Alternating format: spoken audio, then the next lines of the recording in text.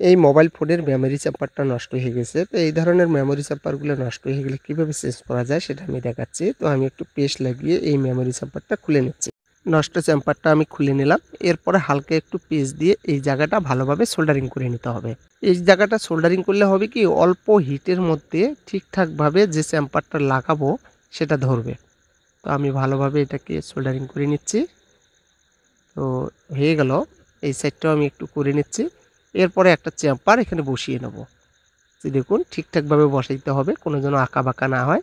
এরপরে যে চেম্পারের কানেক্টরগুলো আছে অর্থাৎ পিনগুলো আছে, প্রত্যেকটা পিনের মাথা ভালোভাবে সোল্ডারিং করে দিতে হবে। এই যে দেখুন আমি দেখাচ্ছি আপনাদেরকে।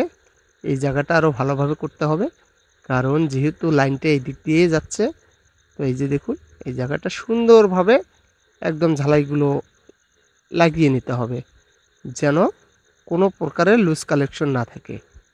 তো আমি লাগিয়ে নিচ্ছি এখানে ভালোভাবে, দেখতে পারতেছেন। যে দেখুন আমি করে নিলাম এটাকে। যে কয়েকটা লাইন আছে কয়েকটা লাইনে আমি সোল্ডারিং করে নিলাম।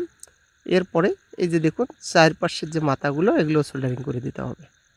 এই জায়গাগুলো এগুলো বডির সাথে ভালোভাবে আটকে থাকে, এই জায়গাগুলো সোল্ডারিং করে দিলাম। তারপরে থিনার দিয়ে ভালোভাবে পরিষ্কার করে দিতে হবে।